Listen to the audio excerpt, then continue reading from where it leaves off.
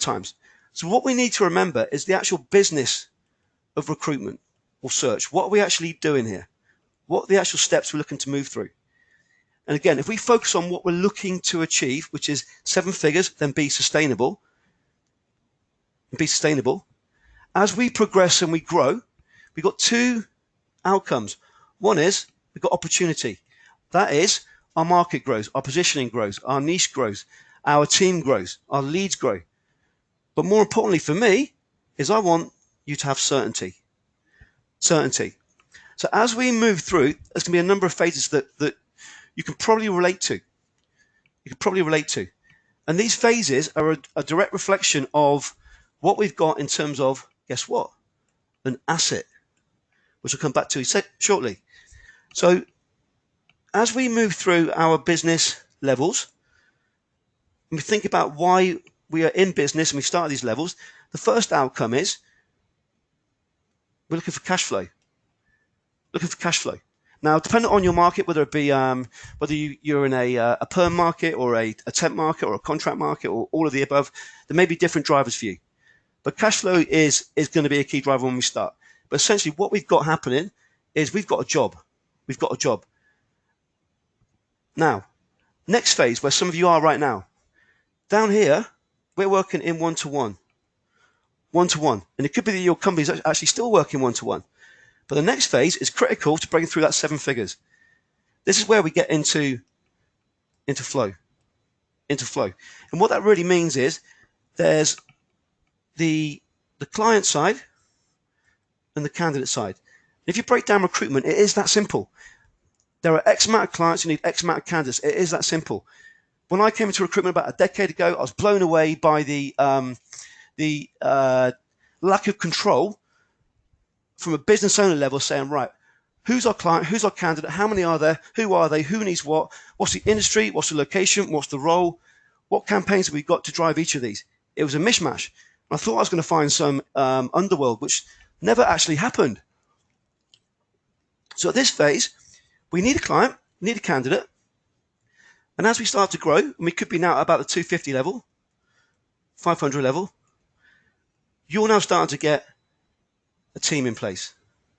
You now start to get this one-to-one maybe that your team are doing. You're now starting to have admin and other bits happening. Now, again, we're not talking about automation, all the cool stuff that people want to talk about. We're talking about the fundamental principles of actually breaking through 7 figures and staying there. So it might be at this point that you're doing one-to-few. Now, the next is where we get into actually we are doing 7 figures. We are doing 7 figures, but we need to stay there. So 2 key drivers. First of all, this is where we work to one-to-many, which you probably know us for. But from a control level, KPIs and your role are the 2 key elements that will dictate whether we get to this asset point or not. Now, if we don't have this, if we don't have the KPIs and the ownership daily, weekly, monthly, and also your role changing as you grow, we will revert back to feast and famine. Virtually 100%. We'll have good year, bad year. And it sucks.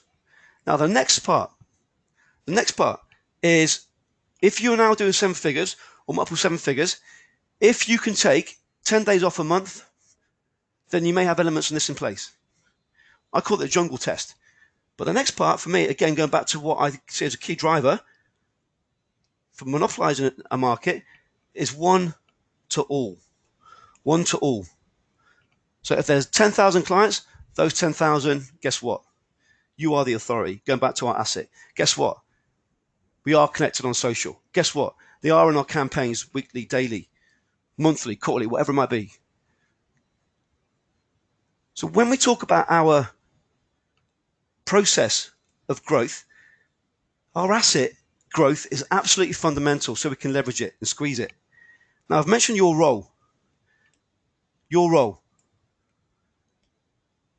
So when I look at my members, again, you can go and listen to podcasts on iTunes again, there are a number of phases that we go through as a recruitment business owner.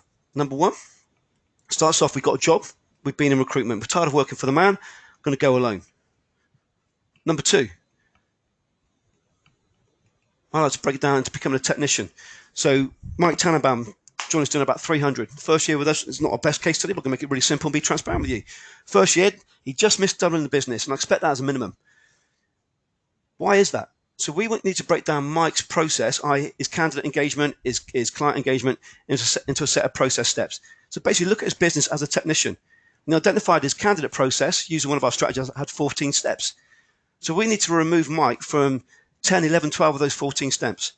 So all we do is break his business into clients, into candidates, and then break it down into technician steps. So 1, 2, 3, 4, 5, 6, 7, 8, 9, 10, 11, 12, 13, 14, and remove Mike from 12 of them, allowing him to focus on the big ROI activities. Now, the constraint is here. What happens now at this point?